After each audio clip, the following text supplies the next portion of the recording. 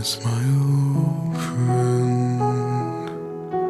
I've come to talk with you again, because a vision softly creeping